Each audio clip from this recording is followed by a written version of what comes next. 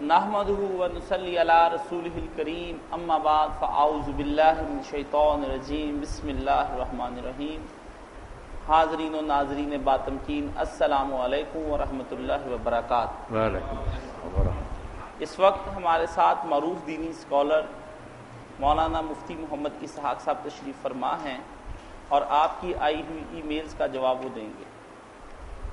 مولانا صاحب محمد ظہور صاحب پوچھتے ہیں کہ میں 25 سال کا ہو گیا ہوں اور میں نے ایک پیر صاحب کی بیعت کر لی۔ اب میں ان پیر صاحب کو کوئی گفٹ وغیرہ تو دے نہیں سکتا۔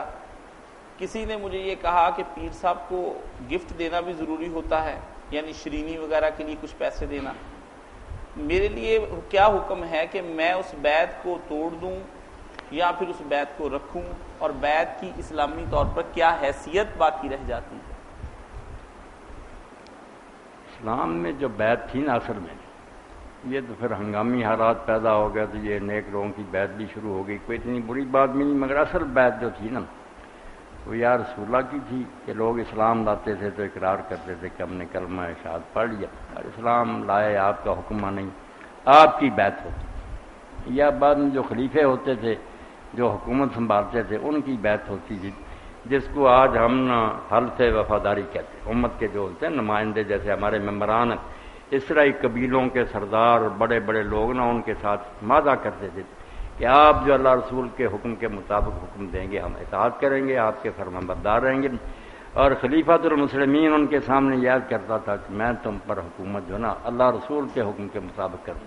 یہ رعایا کر حکومت کا جو وعدہ تھا اس کو بیعت کہتے ہیں، ان کے علاوہ اور بیعت کوئی نہیں ہوتی تھی۔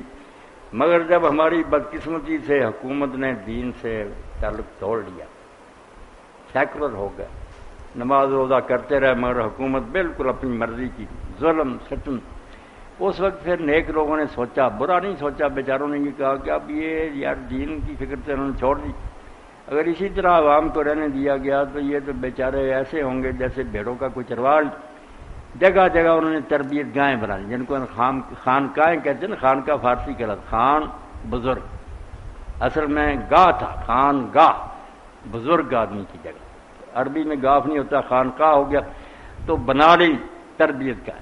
جن لوگوں نے ان کے ساتھ تعلق قائم کر لیا کہ ہاں آپ اچھے آدمی ہیں، ہم آپ کے ساتھ رہیں گے، ملتے رہیں گے، دین سیکھیں گے، یہ بیعت ہوگی۔ جو بیعت ارشاد ہے نا پیری مریدی والی، یہ اس طرح چلی کہ حکمران تو اب دین سے ہٹ گئے تو لوگوں کو ویسے ہی چھوڑ دینا، یہ دین سے دور ہو جائیں۔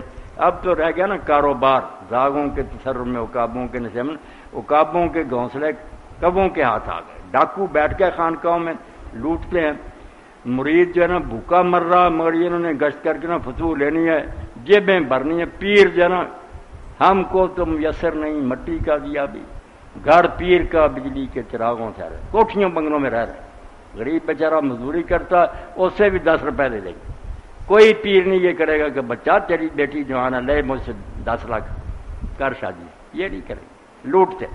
تو یہ ڈاکوؤں کو چھوڑیں جو پہلے نیک صالحین لوگ تھے نا، ان کا یہ حضرت شیخ عبد القادر جیلانی رحمۃ اللہ علیہ فرماتے ہیں کہ پیر جو ہے نا اس کے لیے جائز نہیں کہ مرید کے گھر کا کھانا کھائے، کیونکہ مرید ابھی دین کو نہیں سمجھتا، اس کا مال مشکوک ہے، ہو سکتا ناجائز ہی ہو۔ پیر کے گھر کا مرید کھائے، کیونکہ پیر جو ہے نا اس کے عادت حلال ہے، وہ شریعت کا بات، پیر کھلائے اس کو۔ کوئی ہے پیر ایسا کہ مریدوں کو بلا کر کہیے یا پاک رزق کھا تیرے اندر دین آئے؟ نہیں، اس نے حلال حرام کمایا ہوا کھاتے جائے۔ اب شیخ عبد القادر جیلانی کا نام ہم قادری ہیں، اور قادری جو لکھتے ہیں کہ مرید کے گھر سے نہ پیر کھائے بلکہ مریدوں کو اپنے پاس سے گئے۔ میں یہ مثال دی کہ نیک لوگوں کا حال یہ تھا، بڑے بڑے نیک لوگ، ان کی وجہ سے بڑی دنیا کی اصلاح ہوئی، مگر اب یہ جو ہے نا ادارہ یہ بھی خراب ہو گیا، دین کوئی نہیں، ٹھگی ہے، دنیا داری۔ تو بیعت توڑنے کی ضرورت نہیں، اگر وہ نیک آدمی ہیں جن کو آپ نے پیر مانا، بسم اللہ ان سے ملتے رہیں، خط و کتابت کرتے رہیں، کچھ اچھی باتیں سیکھتے رہیں اگر وہ سکھاتے ہیں، اور اگر نہیں بلتی ہے شرک، چھوڑیں ان کو، ان کے ساتھ دوزخ میں جانا۔ اور یہ جو ہے نا کہ آپ ان کو کوئی نذرانہ دیں، فتوح دیں، بالکل ضرور۔ پیر صاحب کو چاہیے اپنی جیب سے آپ کو 1000 10,000 20,000 دے، آپ کوئی کاروبار کریں، اپنے بھائیوں بہنوں کو سنبھالیں، پیر کے پاس تو پہلے کروڑوں ہیں، کیا دینا اس کو؟ جی، بلکہ اسی کے ساتھ ایک اور صاحب کا بھی سوال تھا، کیا آپ بھی بیعت کرتے ہیں؟ میری بیعت یہی ہے کہ میں دین لوگوں کو بتاتا ہوں، جن کو اعتبار ہے، مجھ پر اعتماد ہے، وہ عمل کر دیں. یہی بیعت اقرار ہی ہے نا، معاہدہ دو طرفہ. میں پابند ہوں کہ آپ لوگوں کو اللہ رسول کی بات بتاؤں. اگر میں اس میں خیانت کروں اللہ رسول کی بات کی، بھی اپنے من گھڑت باتیں، میں دوست ہی، اور آپ سن کر اگر ہم نہیں کریں گے تو آپ کا حساب پھر اللہ کے سامنے. یہی بیعت معاہدہ جو ہے نا کہ دین سیکھو عمل کرو. مولانا صاحب، امام ابن تیمیہ رحمۃ اللہ علیہ نے شادی کیوں نہیں کی، جبکہ انہوں نے احادیث بہت پڑھ رکھی تھیں، بہت سی کتابیں لکھی، نکاح پر بھی لکھی، فتاوے بھی دیے؟ ایسی صورت میں اس بے عمل عالم کے بارے میں آپ کیا کہیں گے؟ کسی نے یہی سوال حضرت خواجہ نظام الدین اولیاء رحمۃ اللہ علیہ کے بارے میں مولانا مودودی رحمۃ اللہ علیہ سے کیا.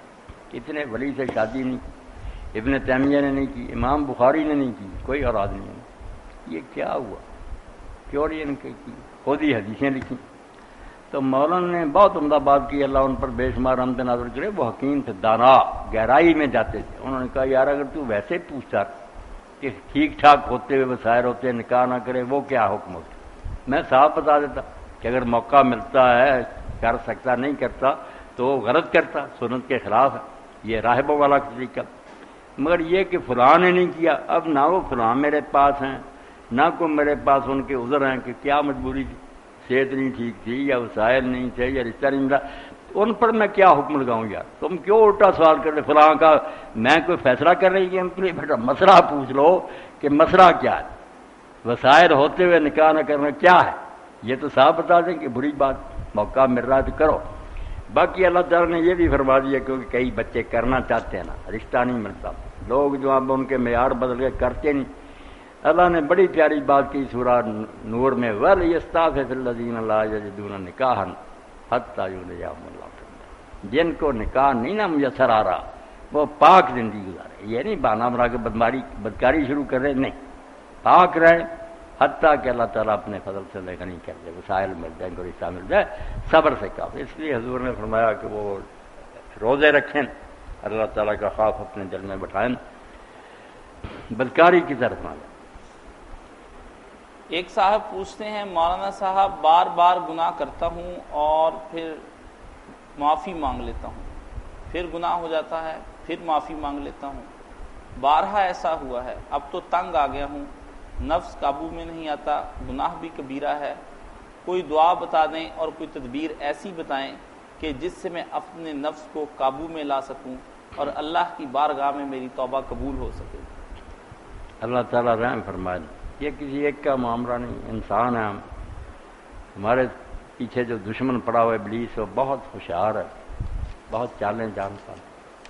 ہمارے اپنے اندر بھی کئی کمزوریاں ہیں، ایسی خواہشات ہیں جو زور کرتی ہیں، ہم ان کے سامنے ہتھیار ڈال دیتے ہیں. معاشرے کا بھی دعا ہوتا. تو یہ جو ہے نا بار بار توبہ، اس کو برا نہ جانے کہ والوں اور بے ایمانوں نے بات بنا لی ہے، توبہ نہیں چنگی، بار بار بکواس کر، حالانکہ کرنی پڑتی ہے. کون ہے جو ایک بار کرنے کے بعد رہے گا؟ کوئی پتہ نہیں کتنی بار پھسلنا. بس بات یہ کہ جب پھسلیں وہاں دھرنا مار کر نہ بیٹھ جائیں، اٹھنے کی کوشش کریں، دامن جھاڑیں، پھر چلیں. پھر بھی پھسلیں گے تو اللہ تعالیٰ ان اللہ یحب التوابین کہتا ہے کہ جو بار بار توبہ کرتے ہیں نا میں ان سے بڑا پیار کرتا ہوں. بیچارے ہر وقت معافی مانگتے ہیں. باقی علاج یہ ہے کہ پہلے تو آپ قرآن مجید، رسول اللہ کی حدیث، نیک لوگوں کے واقعات، یہ چیزیں بھی پڑھیں. آپ کے نا دماغ کو کچھ غذا ملے کہ اللہ ہے اور دین یہ کہتا. دوسری طرف نیک لوگوں کی مجلسوں میں بیٹھے، برے لوگوں کا ساتھ چھوڑیں جن کی صحبت میں رہ کر آپ پھر پھسل جاتے ہیں. اچھے لوگوں کے پاس بیٹھا کریں. حدیث پاک میں ایک شخص کا بڑا پیارا واقعہ آیا کہ اس نے 99 قتل کیے تھے. اس نے عالموں سے پوچھا جب اس کے اندر اللہ کا خوف پیدا ہو نا کیا بنے گا یار، 99 قتل، 100 سے ایک کم. تو ایک عالم کے پاس گیا، عالم ظالم نکلا، جاہل تھا. اس نے کہا میری توبہ قبول ہو سکتی ہے، اس نے نہیں. اتنے قتل، کوئی توبہ. اس نے کہا چلو نہیں توبہ قبول، اس کو بھی قتل کیا، 100 پورے کر دیتے ہیں. اس کے بعد لوگوں نے بتایا کہ فلاں جگہ ایک بڑا عالم. اس کے پاس گیا، وہ واقعی عالم تھا. جب اپنی بپتا سنائی تو اس نے کہا بیٹا کوئی بات نہیں، بے شک اس سے بھی زیادہ اللہ معاف کرنا. معافی مانگ لے سچے ارادہ سے، فیصلہ کرے کہ اب نہیں کرنا، بخش دے گا۔ باقی تیری توبہ کی جو نا سچائی اس کا دار و مدار اس پر ہے کہ جہاں تو رہتا ہے نا وہ بدماشوں کا گاؤں ہے، وہاں جائے گا پھر وہ ایسے کاموں پھنس جائے گا۔ تیرے قریب ہی نیکوں کی ایک بستی ہے، اپنا بوریا بستر باندھ اس گاؤں کو چھوڑ دے، نیکوں کے پاس چلا جائے۔ تو رسول کریم علیہ السلام نے فرمایا کیونکہ وہ سچے دل سے طائف ہو چکا، گیا سامان باندھا چل پڑا، مگر ابھی راستے میں تھا موت آ گئی، اس گاؤں نہیں پہنچا، راستے میں۔ اب دو قسم کے فرشتے اکٹھے ہو گئے، کچھ نے کہا اس نے کوئی اچھا عمل نہیں کیا، عذاب کے لیے اس کو دے دیں، دوسرے نے کہا یار توبہ کر کے جا رہا تھا، جھگڑا ہو گیا۔ تو رسول کریم علیہ السلام نے کیسے اچھے انداز سے بات سمجھائی کہ اس وقت اللہ نے ایک فرشتے کو بھیجا جو ان کے پاس آیا اور اس نے کہا پروردگار کا یہ حکم ہے کہ تم دونوں جو بستیاں نا ان کا فاصلہ ماپو، اگر آدھے سے گزر گیا نیکوں کی طرف چلا گیا تو نیک شمار کر، اور اگر آدھے سے نہیں ابھی گزرا بروں میں گیا۔ اب انہوں نے فاصلہ ماپا تو اللہ کے رسول فرماتے ہیں خود اللہ نے زمین کو حکم دیا کہ تو نیکوں کی طرف سے سمٹ جا، وہ ایک بارش سمٹ گئی، ایک بارش بونا آدھے سے گزرا نکلا، اتنا صرف آگے گزر گیا تھا تو جنت کی طرف اس کو بھیج دیا گیا۔ اس لیے اللہ بیٹا معاف کرنے کے لیے بہت دلیر ہے، اس نے عذاب دے کر کیا کرنا، وہ سورہ نساء میں کہتا اللہ کو کیا ملتا تمہیں عذاب دے کر اگر تم شکر گزار بنو اور نیک عمل کرو۔ انسان آپ جو ہے نا یہ اپنے لیے گڑھا کھودتا ہے آگ میں جانے کا، جس نے کہا ورنہ بعض آ جائے معافی مانگے اور اس طرح کرے کہ نیکوں کی مجلسوں میں بیٹھے، اچھا لٹریچر پڑھے، اللہ سے مدد مانگتا رہے۔ اور جیسے میں نے کچھ دن ہوئے ایک دوست کو لے کر دیا کہ یار یہ پڑھا کرو، بلکہ لکھ کر اپنے میز پر رکھ لو، یا امین صاحب ہی رکھیں، ڈاکٹر سارے لوگ نا لکھ کر چٹ لگا لو، نظر پڑتی رہے اللہم الہمنی رشدی واعذنی من شر نفس، اے اللہ ہر وقت میرے دل میں وہ باتیں ڈال جس میں میرے لیے ہدایت اور بہتری، اور جو میرا نفس شرارتیں سجاتا نا برے کام ان سے مجھے بچا کر رکھ۔ دو ہی خیال پاک عمل پاک، فرمایا شیطان کے خیالات سے بچا، دل میں خیال آئیں نیک کام ہوں تو ایسے جن سے تو راضی ہے، نفس کے کہنے پر مان لے۔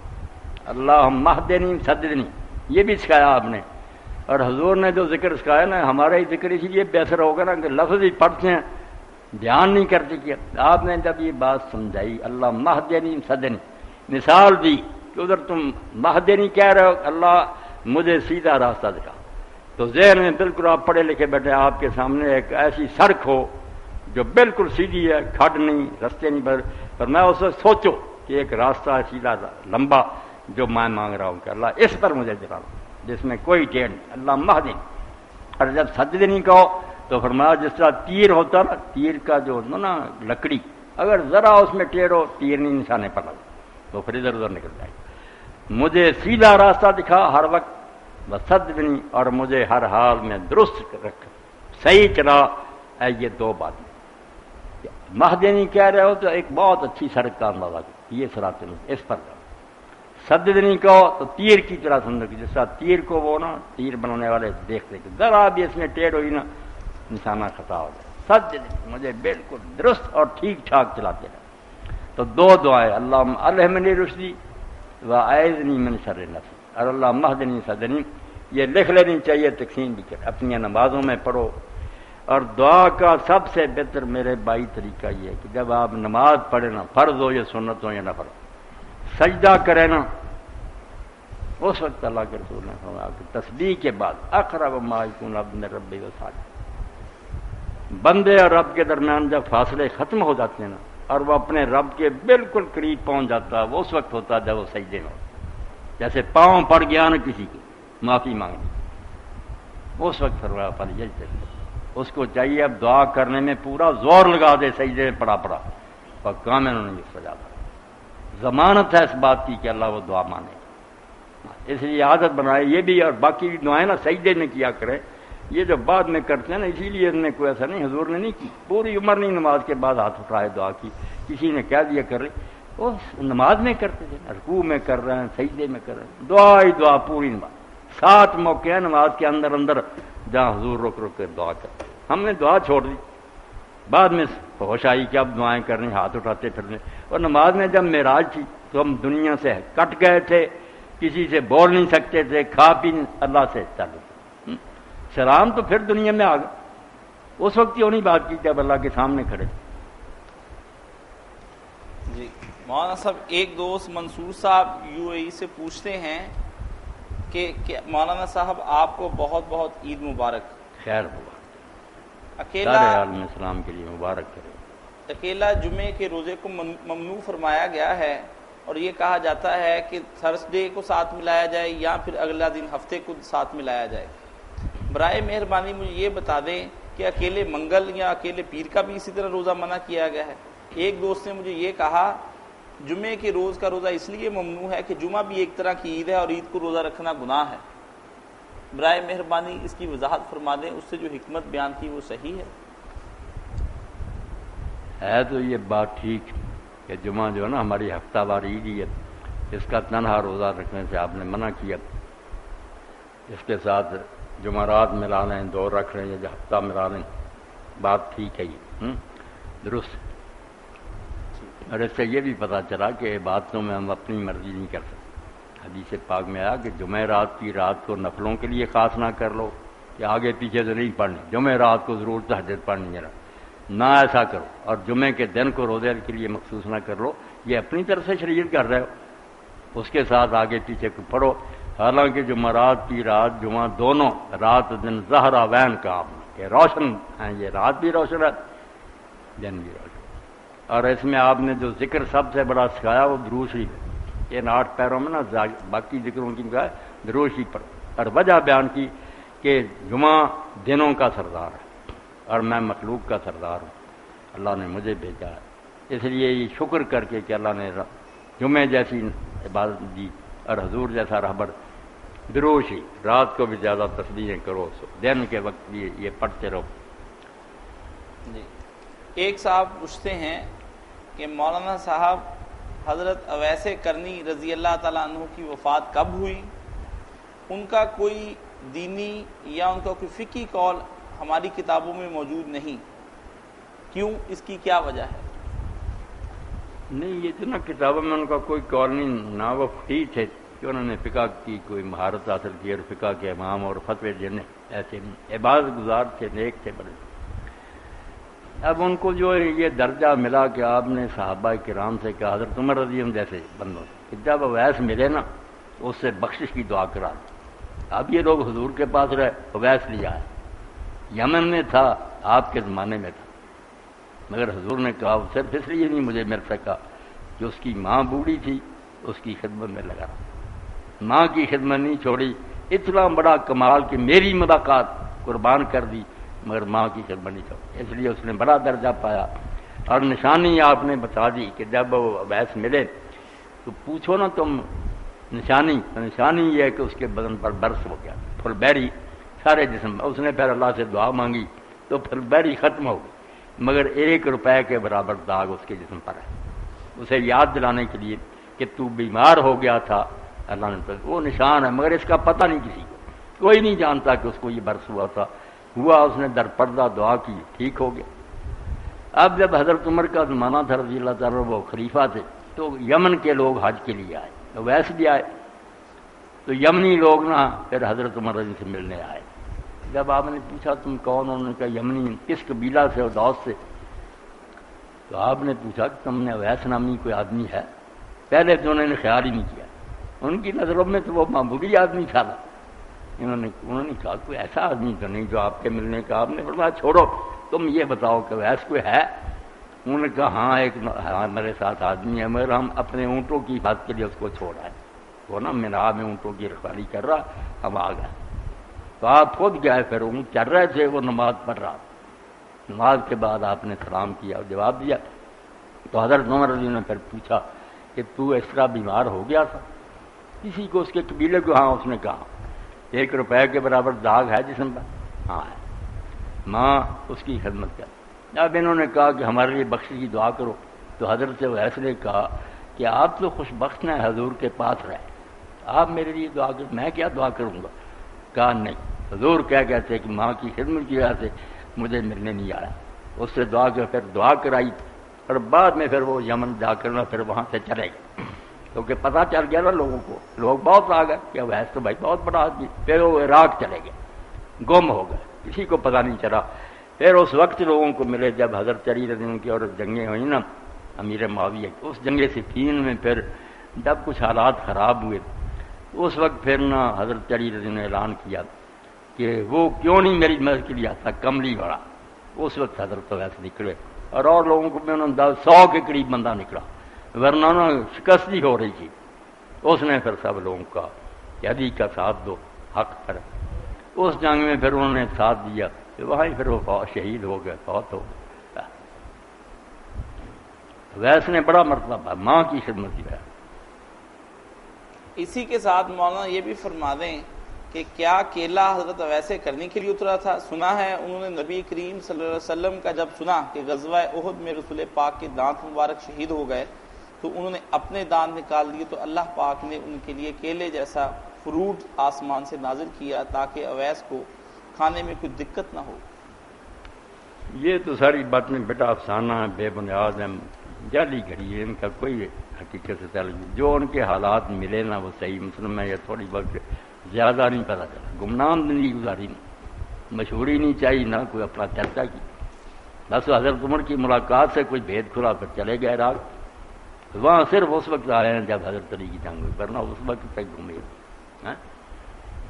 جی محمد مہدی صاحب بنگلہ دیش سے پوچھتے ہیں، مولانا صاحب ایک غیر سیاسی ٹی وی چینل پر ایک صاحب آتے ہیں، وہ لوگوں کو ہاتھوں ہاتھ استخارہ کر کے بتاتے ہیں کہ ان کے لیے کون سا معاملہ درست ہے اور کون سا غلط، اور اس کے ساتھ ساتھ وہ یہ بھی کہتے ہیں کہ غلط معاملے کے لیے درست کرنے کے لیے مجھ سے تعویذات لو، اور وہ تعویذات بھیجتے بھی ہیں۔ مجھے یہ بتایا جائے کہ تعویذات جائز ہیں؟ کیا رسول خدا صلی اللہ علیہ وآلہ وسلم نے یہ تعویذات لکھے ہیں؟ تعویذات جائز ہیں نجائز یہ تو بعد میں بیان کرے، مریض جو نا تعویذ بیچنے اور پیسے کمانے اور کہنا کہ اپنے حالات درست کرنے کے لیے مجھ سے لو، یہ تو سارا ٹھگی اور فریب کا کاروبار ہے، کچھ نہیں۔ اور کیا وقت کے وقت بتانا کہ قسمت، یعنی قسمت کون جانتا؟ اللہ تعالیٰ تو قرآن میں کہتا کوئی نہیں جانتا کل کا اس کے ساتھ کیا ہوگا، ما تدری نفس ماذا تکسب، کسی کو پتہ نہیں۔ خود رسول اللہ سے اعلان کروایا جن سے برتر کوئی نہیں، کہہ دے غیب اگر میں جانتا ہوتا تو ساری دنیا کے نفع نہ اکٹھے کر رہتا اور نقصان کیوں مجھے پہنچے، کبھی میرے دانت شہید ہو جاتے ہیں، کبھی سر مبارک زخمی ہوتا ہے۔ قرآن میں ہے کہ اگر غیب میں جانتا ہوتا لستکثرت من الخیر، سارے نفع سے میل لیتا، وما مسنی سوء، کوئی تکلیف نہ مجھے آتی۔ نہ یہ سارے کام بیٹا اللہ کے کوئی نہ ایسی باتیں بےہودہ بکے، دعا کرے۔ اگر کوئی کہتا ہے دعا کرو، ٹھیک ہے، اللہ سے دعا کرے کہ مہربانی فرما، کرم کر، وہ بندہ خود بھی کرے، دوسرے بھائی تو اس کے لیے کرے۔ یہ استخارہ وغیرہ جعلی، استخارہ جو اللہ کے رسول نے بتایا اس کا کوئی تعلق نہیں یہ فعال ناموں سے ٹی وی پر بیٹھے بتا رہے۔ وہ ہے کہ آپ اگر کوئی کام کرنا چاہتے ہیں 2 رکعت نماز پڑھیں کسی وقت، اللہ سے دعا کریں، اگر عربی دعا یاد ٹھیک نہیں کیا ہے، اللہ تو سب کچھ جانتا ہے، اگر یہ کام میرے لیے دنیا اور اگلے جہان میں اچھا ہے تو ہونے دے اور اس میں برکت دے، اور اگر یہ کام میرے لیے نقصان دہ تو میرا دھیان ادھر سے ہٹا دے اور جس میں میری بہتری ادھر لگا دے، بس یہ دعا کر کے چپ ہو جاؤ۔ پھر جدھر اللہ لگا دے گا نا، اگر کام ہوگا تو سمجھو ٹھیک ہے، اللہ نے پسند کیا، اگر رکاوٹ پڑ گئی پھر بھی راضی رہو کہ میں نے کہا تھا کہ اگر غلط ہے تو رکاوٹ ڈال۔ اس کے علاوہ کچھ نہیں۔ جو کہتے ہیں نا 100 خواب آئے، یہ بھی جھوٹ بول رہے ہیں، کئی عالم سچے بھی کہتے ہیں خواب آئیں گے پوچھے، کوئی نہیں، یہ اس کے ساتھ زمین میں خود ہی لگائے، دعا صرف خیر کی کریں اور کچھ نہیں کرے استخارہ۔ محمود احمد صاحب دبئی سے پوچھتے ہیں کہ اگر ایک حدیث میں کسی کام کی عمومی ترغیب دی گئی ہو اور دوسری حدیث میں کچھ شرائط عائد کر دی گئی ہوں تو اس کے عمومی انداز میں کرنا زیادہ آسان ہے یا شرائط کے تحت؟ مثلا ایک آدمی مسجد میں داخل ہوتا ہے اور وہ زوال کا وقت ہو تو کیا اس کے لیے 2 رکعت نفل پڑھنا بہتر ہوگا جس کا عمومی حکم ہے، یا زوال کے ختم ہونے کا انتظار کرنا چاہیے؟ یہ بات محمود صاحب کی اتنی پیچیدہ ہے کہ بڑے بڑے امام ہار گئے اور آخر بعد نے تو کہا یار ان وقتوں میں نہ مسجد میں نہ جائے، ہمارے پاس حال نہیں کہ وہ تحیت المسجد پڑھے یا ممانعت ہے نہ پڑھے، اس لیے ان وقتوں میں نہ مسجد میں جانے سے پرہیز کرے، ایسے وقتوں میں چلا جائے جب میں نہ جائے۔ یہ ہار مان گئے بیٹا، مگر صحیح بات ہے کہ نہ پڑھے، کیونکہ پڑھنے کا جو ثواب ہے تھوڑا، اور اگر وہ غلط کام ہو گیا اور نہیں کا مرتکب ہو گیا، روکی ہوئی کام کر بیٹھا تو سزا کا ڈر ہے، تھوڑے نفع کو چھوڑے اور نقصان سے بچے۔ در المفاسد جو ہے وہ جلب المنافع سے بہتر ہے. خطرے کو ٹالنا نفع حاصل کرنے سے زیادہ مفضل ہے. اگر مصیبت نظر آئے اس سے بچو کہ کہیں سے عذاب ہی نہ ہو جائے کہ یہ وقت تو منع تھے، کیوں تم نے اس وقت نماز پڑھی. محمود صاحب پوچھتے ہیں کہ نماز میں کھانا پینا ممنوع ہے، لیکن اکثر افطاری کے بعد کلی کے باوجود منہ میں کچھ خوراک کے ذرات رہ جاتے ہیں جو کہ نماز میں نگلے جانے کا خدشہ ہوتا ہے. کیا ایسا کرنے سے نماز فاسد ہو جاتی ہے؟ ٹھیک بات تو یہ کہ اچھی طرح کلی وغیرہ کرے، خلال بھی کرے، دانتوں سے نکال دے جو ذرے وغیرہ، مگر اگر کوئی رہ گیا اور اپنے آپ اندر بھی چلے جائے تو خیر ہے، نماز نہیں اس سے کوئی باطل ہوتی. جان بوجھ کر نا کوئی رہنے دے اور پھر چاٹتا رہے اندر ہی نماز کے، اپنے آپ کو چلا گیا تو خیر. وہ پوچھتے ہیں کہ اسلام میں وراثت کی تقسیم کو سمجھنے کے لیے کوئی کتاب تجویز فرما دیں تاکہ میں علم وراثت تھوڑا بہت سیکھ سکوں.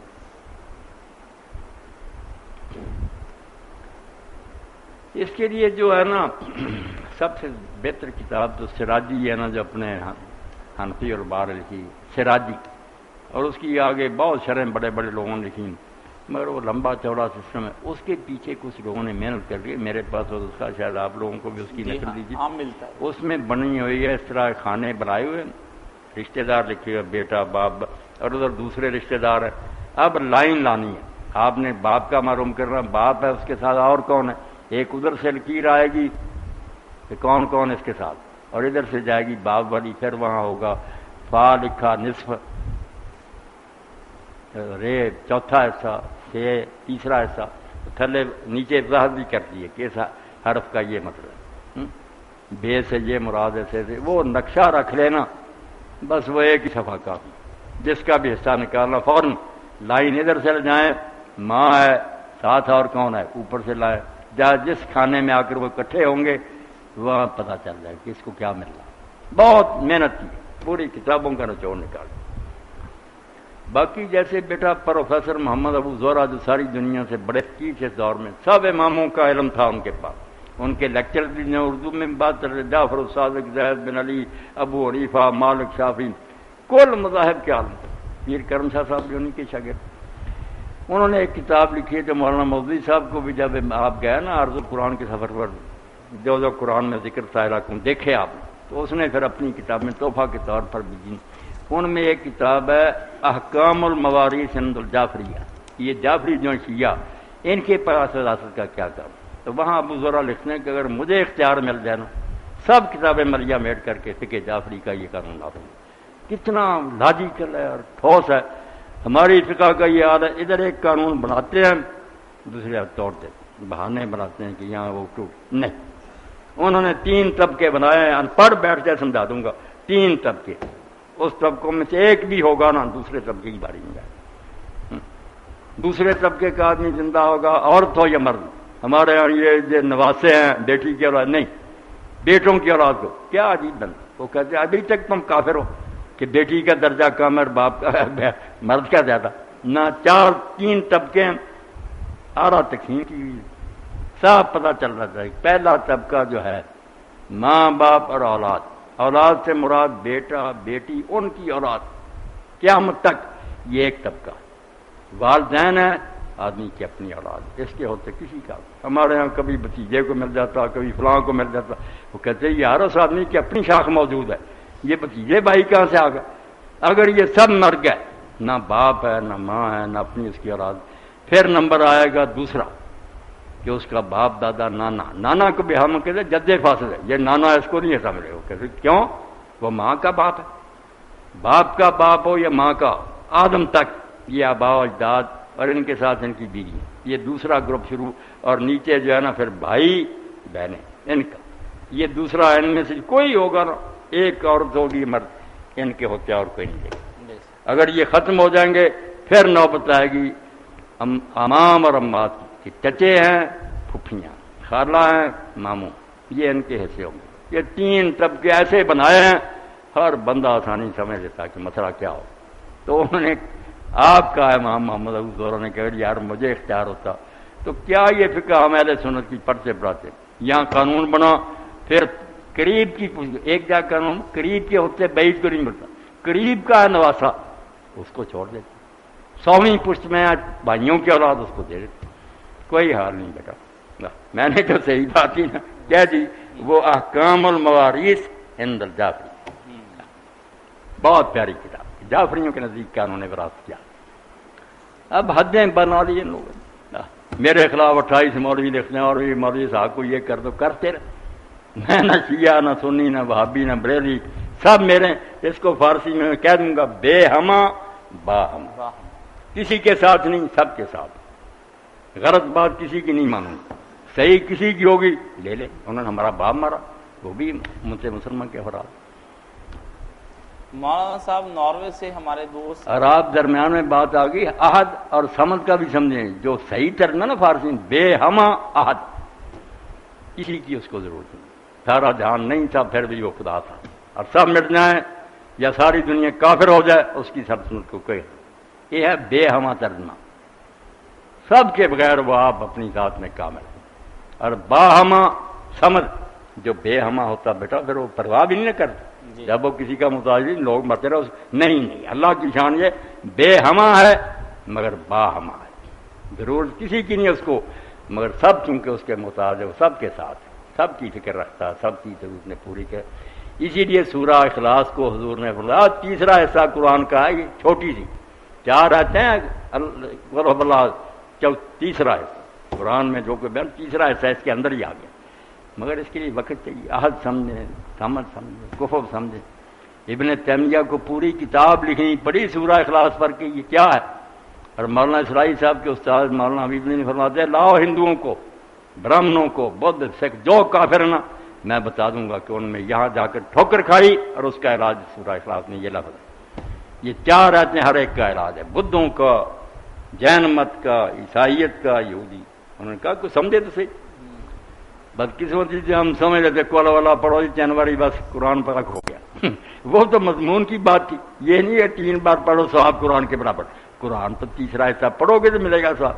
یہ تیسرا حصہ مضمون کے لحاظ سے کہ قرآن پاک میں کیا یامین بھائی 3 ہی باتیں، یا اللہ ہے، یا اس کا رسول ہے، یا آخرت ہے۔ اللہ حکم دینے والا، رسول وہ احکام پہنچانے والا، آخرت میں پھر نتیجہ نکلے۔ اس لیے پورے قرآن میں جو 3 مضمون بیان ہوئے نا کھول کھول کر، ان میں سے توحید جو ہے نا پہلا اللہ، اس کا خلاصہ رکھنا اور کہ یار لمبا چوڑا چھوڑو، نچوڑ سورہ اخلاص، اس کو پڑھ لو، تیسرے سے قرآن میں جو آیا اس میں آ گیا، تفصیل وہاں پڑھتے پھرو، اجمال اور خلاصہ اس میں۔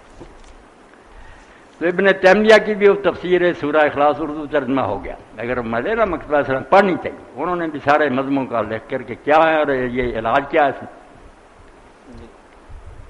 عاطف علی شاہ صاحب ناروے سے پوچھتے ہیں، ائمہ اہل بیت نے دہریوں کے ساتھ مناظرے کیے، آپ اکثر اپنے خطبات میں ان کا ذکر بھی کرتے ہیں، برائے مہربانی ان کے دہریوں سے مناظرہ کی کوئی کتاب بتا دیں تاکہ میں پڑھ کر اپنے ایمان اور یقین میں پختگی حاصل کر سکوں۔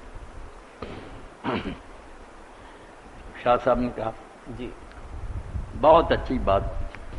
اب ائمہ اہل بیت علیہ السلام نے جو مناظرے کیے اس وقت الحاد آ گیا، زندگیت آ گئی کہ مسلمان سوسائٹی میں ایسے لوگ پیدا ہو گئے جو بظاہر مسلمان کہلاتے تھے، بڑے پڑھے لکھے تھے، زندیق تھے، وہ لوگ جو بظاہر بالکل مسلمان تھے، نماز روزہ اندر سے کافر، جہاں موقع ملتا تھا لوگوں کے دلوں میں شبہ ڈالتے، کافر کرتے، تو ان کے لیے پھر نہ کچھ سختی کرنی پڑی۔ جیسے کہہ رہا نا بیٹا پہلے بھی یار جو کوئی ملک میں ہو رہا حجاج کا، یہ حجاج بن یوسف جتنا مرضی تھا ایسا ہی ڈنڈا چاہیے، وہ پھر نہ خلیفہ المہدی جو تھا اس نے ایک کمیٹی بنائی جس کو عارف الزناد کا کہتے تھے کہ زندیقوں کو ڈھونڈو، ہر شہر میں پھر ڈھونڈے گئے، لٹکا دیے پھانسی، بڑی مشکل سے وہ فتنہ ختم ہوتے، مسلمان کہلا کر اندر سے کھوکھلا کر رہے۔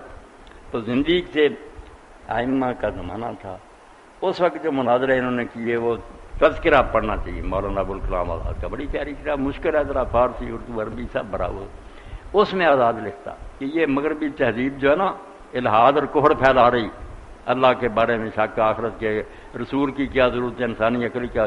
اس نے کہا جس نے ائمہ طاہرین کے مناظرے پڑھے ہیں جو انہوں نے بے دینوں سے کیے تھے، اس کو یہ تہذیب ہلا نہیں سکتی، کوئی اثر نہیں ہو سکتا، ان میں ایسی ٹھوس باتیں۔ تو وہ اہل احتجاج جو ہے نا تبرسی کی تھی کہ اس نے کئی بےہودہ باتیں لکھ دی ہیں صحابہ کرام کے بارے، مگر جو دہریوں سے مناظرے ہیں نا اس کے لیے اہل احتجاج ابو طالب تبرسی پڑھنی چاہیے۔ مناظرے ہیں کہ فلاں زندگی کا آیا، حضرت علی سے شروع ہوئے، جو کافر ایسے آئے نا بڑے بڑے سوال اٹھائے انہوں نے، منہ بند کر دیا۔ مولانا یہ وجود خدا پر بات وجود خدا بھی ایک دفعہ آپ نے بتائی تھی آیت اللہ نوری کی، ہاں وہ بھی اس بات وجود ہے۔ جی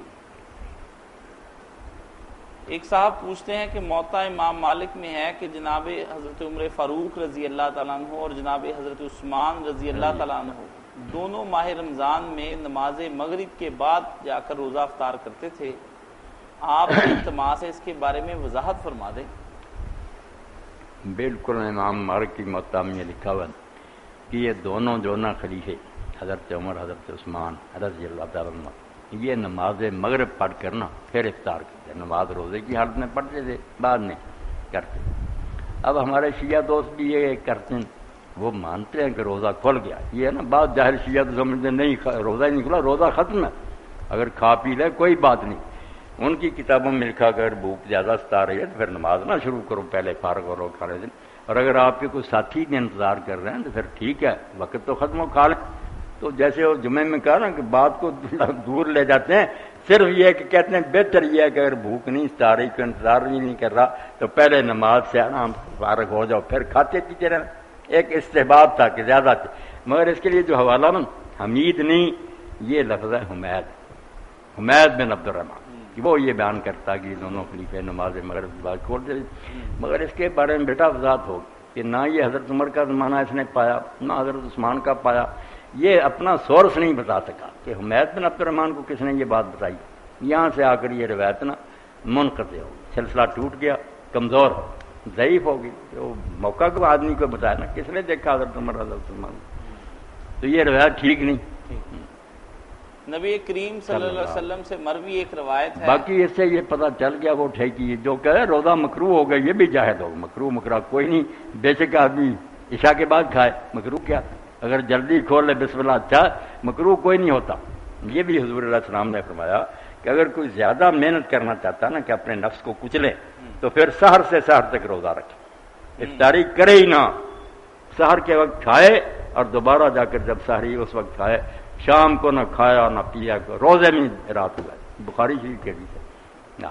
اس لیے مکروہ وغیرہ نہ کہے، بہتر ہے کہ آدمی اگر روزہ رکھ کر جلدی کھول۔